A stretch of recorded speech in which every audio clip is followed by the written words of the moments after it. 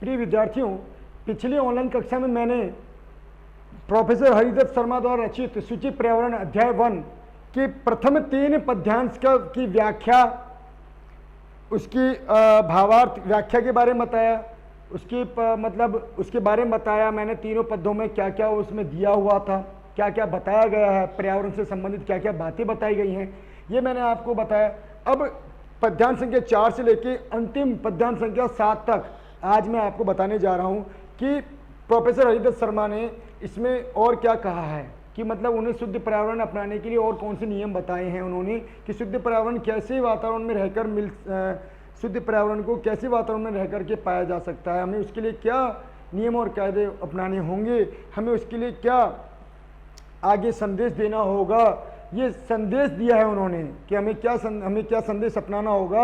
हरिदत्त शर्मा ने सभी मानव को क्या है एक सुंदर संदेश दिया है कि जो भ्रमित हो गए हैं, जो लोग भ्रमित हो गए हैं, भटक गए हैं, जिन्हें जो दूषित पर्यावरण की ओर बढ़ते जा रहे हैं, उन्हें किस तरीके से वो किस कारण से वहाँ पे वो चलते जा रहे हैं, वो पीछे आगे बढ़ते जा रहे हैं, पर्यावरण दूषित पर्यावरण को अपनाते जा रहे हैं, उन्हें किस तरीके से उन्हें किस तरह से उन्हें वापस लाया जाए, उन्हें किस तरह से संदेश दिया जाए, उन्हें किस तरह से समझाया जाए, वो सब बातें उसमें बताया है। तो यहाँ पे बोधो ये बताया चौथे पद्यांश में कवि ने कहा है कि कंचित कालम नए माम अस्माद नगरात बहुदूरम। कवि खुद के लिए बोल रहा है, माम यानी मुझको। कवि कह रहा है कि कुछ समय के लिए, कंचित मतलब कुछ समय के लिए, कंचित मतलब कुछ, कालम मतलब समय के लिए, नए मतलब ले चलो, माम यानी मुझे, अस्मात यानी इस, नगरात यानी शहर से, बहुदूर मतलब बहुदूर। एक एक वर्ड का मैं बता रहा हूँ आपको एक बार फिर से।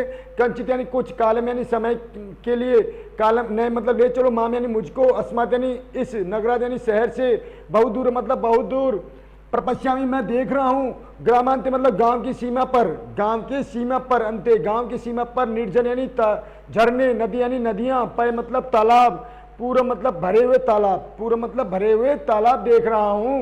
एकांत कांतारे, एकांत मतलब एकांत में, कांतारे मतलब वन में, क्षण मेरी क्षण भर के लिए, मैं यानी मुझे स्यात् संचरणम मुझे घूमना चाहिए, एकांत वन में मुझे कुछ पल के लिए वहां घूमना चाहिए और शुद्ध पर्यावरण अपनाना चाहिए, बताया है। अब इसका हिंदी भावार्थ क्या होगा ये तो मैंने शब्दार्थ बता दिए, शब्दों के अर्थ बता दिए। इसका भावार्थ होगा कि कवि कह रहा है कि कुछ समय के लिए, कंचनी कुछ समय के लिए मुझे यानी शहर से बहुत दूर जाना चाहिए। खुद के लिए कह रहा है कि मुझे क्या करना चाहिए, कि ले चलो या जाना चाहिए। बात है यहाँ पर कि कुछ समय के लिए मुझे शहर से बहुत दूर जाना चाहिए। क्यों जाना चाहिए? क्योंकि कवि देखना चाहता है, कवि देखना चाहता है, ये मैंने उसका शब्दार्थ बताया, ये भावार्थ के रूप में है। कवि देखना चाहता है गांव की सीमा पर झरने, नदियां और भरे हुए तालाब, जल से भरे हुए तालाब देखना चाहता है। और वो कवि चाहता है कि एकांत क्षण में, एकांत वन में, कवि एकांत वन में क्षण भर के लिए शांति प्राप्त करना चाहता है, विचरण करना चाहता है, घूमना चाहता है, विचरण करना चाहता है। कवि वहां जाकर शुद्ध पर्यावरण अपनाना चाहता है। कवि ने और लोगों को भी यही संदेश दिया है कि हे मनुष्यों, आपको भी कुछ समय के लिए इस शहर से बहुत दूर एकांत वन में, एकांत जगह चले जाना चाहिए, बहुत दूर चला जाना चाहिए। तुम्हें भी, आपको भी इस गांव की सीमा पर, आपको भी किसी गांव की सीमा पर झरने, नदियां और भरे हुए तालाब को देखना चाहिए, है ना। और एकांत वन में, कांतारे मतलब वन में, क्षण भर के लिए तुम्हें विचरण करना चाहिए। इसलिए मनुष्यों, तुम्हें शुद्ध पर्यावरण अपनाना चाहिए। यहाँ कवि हरिदत्त शर्मा ने खुद को भी संबोधित किया है कि वो कहाँ जाने की इच्छा रखता है, और उसने मनुष्यों को, जो भटके हुए मनुष्य हैं, जो भ्रमित लोग हैं, उन्हें भी गांव की शरण में जाने के लिए कहा है कि गांव में जो देखो तो पर्यावरण क्या मिलेगा, शुद्ध मिलेगा, खेत खलियान मिलेंगे, हरे भरे वृक्ष मिलेंगे, नदियां मिलेंगी, तालाब मिलेंगे, झरने मिलेंगे। तो वहाँ पे वातावरण से क्या है, मन जो है हमारा, मन भी शुद्ध होगा, तन भी शुद्ध होगा, और हमारे जीवन में सारी बाधाएं भी दूर होंगी। ठीक है ना। तो कुछ समय के लिए, आई रिपीट अगेन, कंचनल कुछ काल मैंने समयम के लिए मुझे इस शहर से बहुत दूर जाना चाहिए। कवि ने खुद के लिए भी कहा, और कवि ने लोगों को भी संबोधित किया है, उस मनुष्य को भी। इसलिए प्रपश्यमनि देख रहा हूँ, ग्रामांतर गांव के अंत में, गांव की सीमा पर झरने मैं देखना चाहता हूँ। क्या देखना चाहता है कवि? क्या देखना चाहता है? गांव के अंत में झरने, नदियां और जल से भरे हुए तालाब देखना चाहता है। कवि एकांत में क्षण भर के लिए कहाँ विचरण करना चाहता है, एकांत में मतलब कवि क्षण भर के लिए कहाँ विचरण करना चाहता है, एकांत वन में विचरण करना चाहता है, एकांत वन में वो निहाना चाहता है, ठीक है ना। कवि क्या प्राप्त करना चाहता है, शुद्ध पर्यावरण प्राप्त करना चाहता है। तो एकांत कांतारे, तो कांतारे एकांते मतलब वन में, इसकी विशेषता क्या होगी, एकांत में। अगर एग्जाम में पूछ लिया जाए कि एकांत कांतारे आ जाए, ये दोनों वाक्य आ जाएं, और इसमें पूछ लिया कि अत्र उपरोक्त वाक्य विशेषण पदम किम, उपरोक्त वाक्य में विशेषण पद क्या है। तो देखो हमेशा ध्यान रखना, कांतारे वन में और एकांत मतलब एकांत में। तो वन की विशेषता क्या है कि वो एकांत है, वन की विशेषता क्या है कि वो एकांत है। तो इसकी विशेषता क्या होगी, एकांत। पूर्व पद हमेशा विशेषण होता है, उत्तर पद विशेष।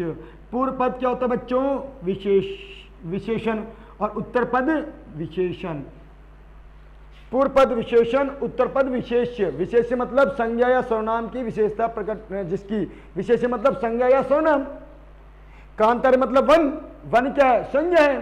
तो कांतारे की विशेषता क्या है, एकांते। तो एग्जाम में आ जाए एकांते कांतारे इति द्वयोपदयो विशेषण पदम किम, द्वयोपदयो विशेषण पदम किम। तो एकांत और विशेष्य पदम किम, और विशेष्य पद की पूछे जाए तो क्या लिखोगे, कांतारे। क्या जाएगा, कांतारे। वैसे भी आपके ऑब्जेक्टिव टाइप क्वेश्चन आएंगे तो आपको यहाँ पे इस तरह के ही आपको ऑब्जेक्टिव आ सकते हैं। आपको वन वर्ड वाले आएंगे तो आपको बहुत इजी हो जाएगा क्वेश्चन के आंसर देना। तो एकांत वांतारे का ये विशेषण, ये विशेष हो गया। क्षणम अपि, क्षण भर के लिए वो निशात संचरणम, ठीक है ना, भ्रमण करना चाहता है। कौन, कवि। तो आई रिपीट अगेन, कुछ समय के लिए मुझे इस शहर से बहुत दूर जाना चाहिए, है ना, जाना चाहता हूँ या जाना चाहिए, ठीक है, बात है। प्रपश्यामी ग्राम में, गांव की सीमा पर नदियां, झरने और भरे हुए तालाब, जल से भरे हुए तालाब देखना चाहता हूँ। मैं एकांत वन में क्षण भर के लिए भ्रमण करना चाहता हूँ। कवि खुद के लिए कह रहा है, और इसलिए कवि ने लोगों को भी यही संबोधित किया कि उनको भी ऐसा ही करना चाहिए। यहाँ पे चाहता हूँ और चाहिए किसके लिए है, लोगों के लिए, मनुष्य के लिए। हरित तरुणाम, हरे भरे वृक्षों, ललित लतानाम, हरित यानी हरे भरे, तरुणाम मतलब वृक्षों, ललित यानी सुंदर, लतानाम यानी बेलों की पंक्तियां, रमणीय मतलब सुंदर, रमणीय मतलब सुंदर, और मन को भाने वाली, लताओं मतलब बेलों की पंक्तियां जो हैं वहां पे देख रहा है कवि। कौन क्या क्या कर रहा है, कवि देख रहा है कुसुमावली, फूलों की गुच्छे जो हैं वहां पर फूलों से लदे हुए हैं, जो पवन से चलायमान हो रहे हैं, हिल रहे हैं, और पवन भी जो है चलायमान गति में है, और जो वर्ण करने योग्य होगी, जो मन में धारण करने योग्य होगी, अपनाने योग्य हो गई है, मन में अपनाने योग्य हो गई है। नव मालिका, नई नई जो मालिका मतलब रसालम, रसालम मतलब आम, आम की जो नए नए जो गुच्छे हैं, नए नए गुच्छे जो हैं, आम की मंजरियां जो हैं वो, मिलिता रुचिरम संगमरणम मतलब नए नए आम जो हैं, न मालिकाम, न नए नए पत्तियों से, नए नए पत्तियों से मतलब नए नए गुच्छों में लद गए हैं, जो सुंदर संगम प्राप्त कर रहे हैं। जो रुचिर मतलब रुचिरम संगम प्राप्त कर रहे हैं, जो क्या है, वृक्ष की लताओं से वृक्ष की डालियों से सुंदर संगम प्राप्त कर रहे हैं। तो आई रिपीट अगेन, कवि कहता है कि हरे भरे वृक्षों, सुंदर लताओं, बेलों और की पंक्तियां सुंदर लग रही हैं। कवि क्या देख रहा है कि गांव में कवि देख रहा है कि हरे भरे वृक्षों और सुंदर बेलों की पंक्तियां बहुत सुंदर प्रतीत हो रही हैं। कुसुमावली, फूलों की गुच्छे, फूलों की गुच्छे जो हैं, फूल से लदे हुए पेड़ पौधे जो हैं पवन से चलायमान हो गए हैं। जो कवि क्या है, कवि उनको अपने हृदय में धारण करना चाहता है, जो कवि अपने हृदय में उसके वर्ण करना चाहता है, जो कवि अपने हृदय में उससे वर्ण करना चाहता है, ठीक है ना। नव मालिका रसालम, और नई नई जो नव मालिका रसालम, रसालम मतलब आम, रसालम मतलब आम, आम जो है नई नई पत्तियों से लद पड़ी हैं, आम के वृक्ष जो है नई नई पत्तियों से लद आ गई हैं, और उनमें भी क्या है, मंजरियां आ गई हैं, जो सुंदर संगम प्राप्त कर रहे हैं। जो बेलों के साथ जो लताएं हैं, जो बेल, जो आम की पेड़ पर जो लताएं हैं, बेल जो चढ़ चुकी हैं, वो उनसे और भी ज़्यादा सुंदर संगम प्राप्त हो गया, सुंदर लग रहे हैं। वो आम के पेड़ और भी ज़्यादा सुंदर प्रतीत हो रहे हैं। कवि को यह वातावरण बहुत ही सुंदर लग रहा चाहिए। कवि लोगों को भी यही संदेश देना चाहिए कि उन्हें भी शुद्ध पर्यावरण को अपनाना चाहिए। शुद्ध पर्यावरण ही जीवन का जीने का एकमात्र सहारा है। आई चल बंदो। अब कवि कह रहा है अरे मित्र चलो, तुम भी चलो। खग अरे मित्र चलो, देखो देखो मित्र तुम भी देखो, मित्र को साथ लेके गया है। अरे मित्र, अरे मित्रों तुम भी देखो।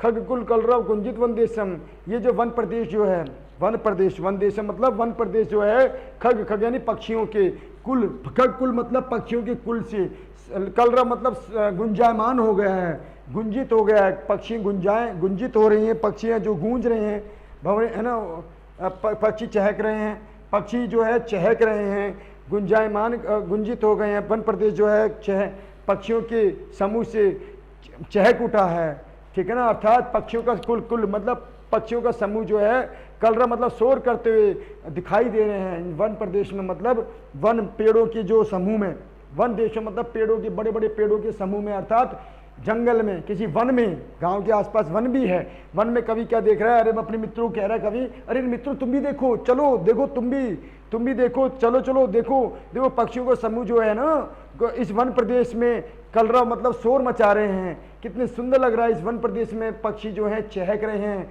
गूंज रहे हैं। पुर कलरव संभ्रमित जनेभ्य दृश्य संदेशम, जो पुर यानी शहर से, कलरव मतलब शहर के, कलरव मतलब शोर से भ्रमित लोगों को, जो शहर में भटके हुए लोगों को, शहर में जो है, जो पुर यानी शहर में, कलरव मतलब ध्वनि करते हुए भटके हुए लोगों को, शहर में जो ध्वनित कर दी, जो पुर यानी शहर है, जो ध्वनि करते हुए जो शहर है, जहाँ पे शोर शराबे से युक्त जो नगर है, शोर शराबे, कलरव मतलब शोर शराबे से युक्त जो शहर है, वहां पे भटके हुए लोगों को ये क्या है, सुख का संदेश दे रहे हैं। कौन दे रहे हैं, पक्षियों की गुंजन, पक्षियों का चहचहाना, पक्षियों का चहचहाना, पक्षियों का शोर करना जो है शहर से भ्रमित लोगों को, शहर में मतलब भ्रमित लोगों को जो है, मतलब कौन से शहर में, ध्वनि करते हुए, जो प्रदूषित जो शहर है, जो वाहनों की ध्वनि से जो गुंजायमान होता जो शहर है, जो वाहनों की है ना, वहां से जो भ्रमित भटके हुए लोग हैं,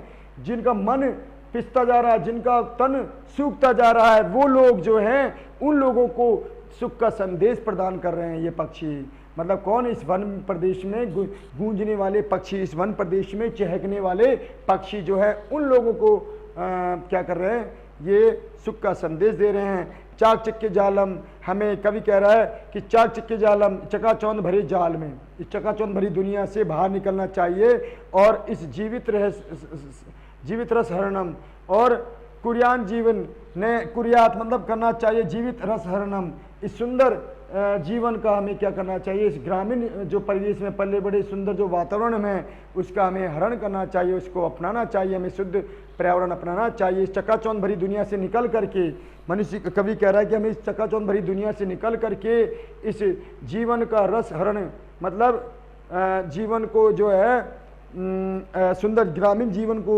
अपनाना चाहिए, सुंदर ग्रामीण जीवन को अपनाना चाहिए।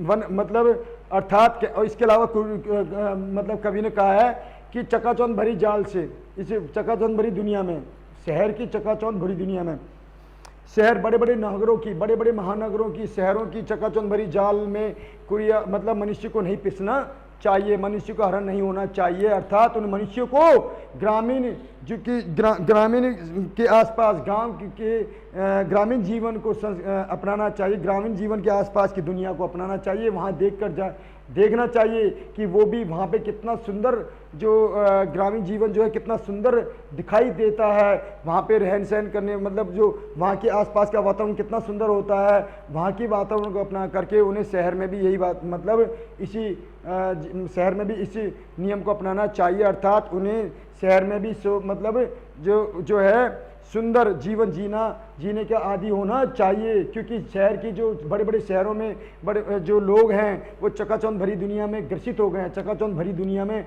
इस चमकीली दुनिया में, चकाचौंध भरी दुनिया में ग्रसित हो गए हैं, उसमें घुल मिल गए हैं और वो बाहर नहीं निकल रहे हैं। उन लोगों को संदेश दिया कि उन लोगों को गाँव की सीमा पर जाके देखना चाहिए कि कितना सुंदर नज़ारा देखने को मिलता है, वहाँ की दुनिया कितनी अच्छी है, ठीक है ना। उन्हें शहर की चकाचौंध भरी दुनिया में पिसना नहीं चाहिए, उन्हें वहाँ से निकल करके वहाँ से निकलना चाहिए और ग्रामीण मतलब इस सुंदर वन प्रदेश की ओर आना चाहिए, इस सुंदर वन प्रदेश की ओर आना चाहिए। लास्ट और अंतिम जो है ये पद्यांश में कवि ने कहा है कि प्रस्तर तले लता तुरगुलमिया। देखो कवि देख रहा है, कवि देख पा रहा है प्रस्तर मतलब पत्थर, प्रस्तर मतलब क्या होता है, पत्थर के तल यानी तल पर, पैंदे में, पत्थर के नीचे, पत्थर के नीचे। लता यानी बेल, तरु यानी वृक्ष, गुल्म मतलब झाड़ियां। लता यानी बेल, तरु यानी वृक्ष, गुल्म मतलब झाड़ियां।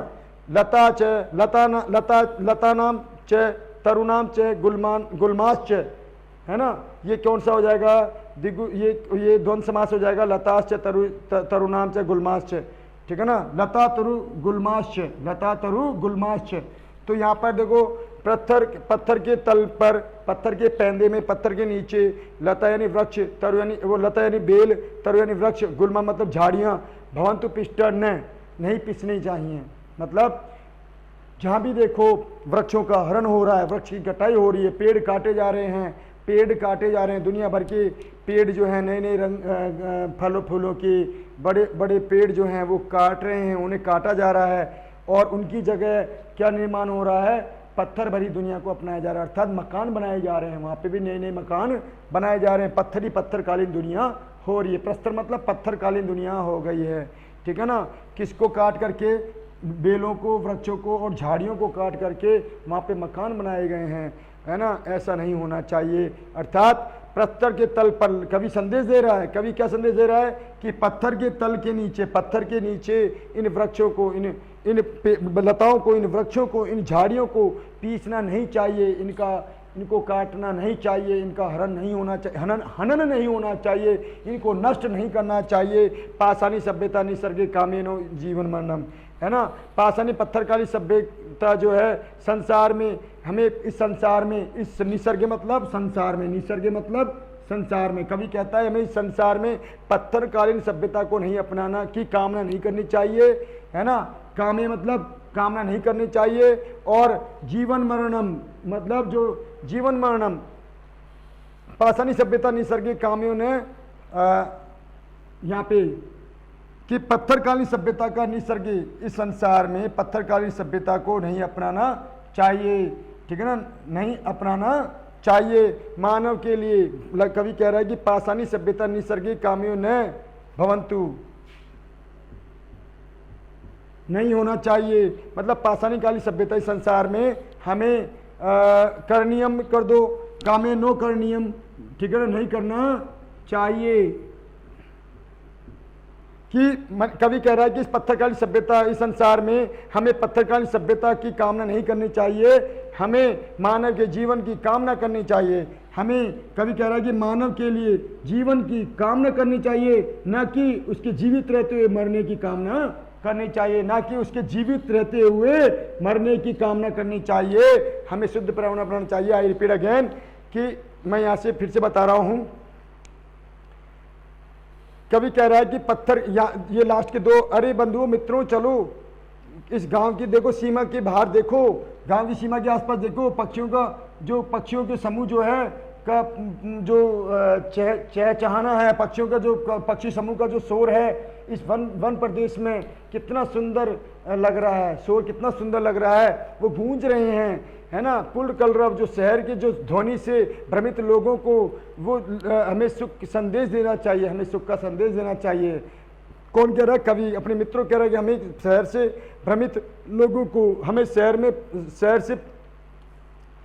की ध्वनि से भ्रमित लोगों को सुख का संदेश देना चाहिए, उन्हें यही वन प्रदेश की आने की निमंत्रण देना चाहिए, हमें इस वन प्रदेश की और आने का निमंत्रण देना चाहिए। हमें चकाचौंध भरी दुनिया से, है ना, जो कुर्यान जीवन रसहरणम, मतलब इस चकाचौंध भरी दुनिया में अपने जीवन का हरण, सुंदर जीवन के हरण नहीं करना चाहिए। हमें चकाचौंध भरी दुनिया से निकल करके इस गुंजित वन प्रदेश की ओर आना चाहिए, इस खगकुल से युक्त, इस पक्षियों की सुंदर ध्वनि से युक्त वन प्रदेश की ओर आना चाहिए। उन्हें, हमें लोगों को भी यही संदेश देना चाहिए।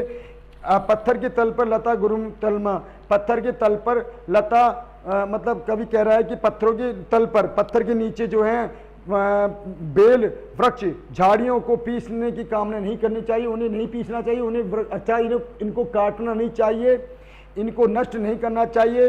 पाषाणी कालीन सभ्यता को इस दुनिया में, निसर्ग मतलब इस संसार में पाषाणी कालीन सभ्यता की कामना नहीं करनी चाहिए, पाषाणी कालीन सभ्यता की कामना नहीं करनी चाहिए, मानव के जीवन की कामना करनी चाहिए, बल्कि हमें मानव की जीवन की कामना करनी चाहिए, ना कि उनके जीवित रहने में मरने की कामना करनी चाहिए। हमें शुद्ध पर्यावरण अपनाना चाहिए बच्चों। प्रथम अध्याय जो है सूचि पर्यावरणम, जो प्रोफेसर हरिदत्त शर्मा द्वारा रचित है, इसके बारे में मैंने आपको पिछले वीडियो में बताया।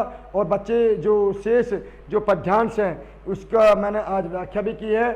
शब्दों की एक एक शब्द को मैंने आपको यहाँ पर उसकी सुंदर रचना की है। आशा करता हूँ आपको समझ में आया होगा। धन्यवाद।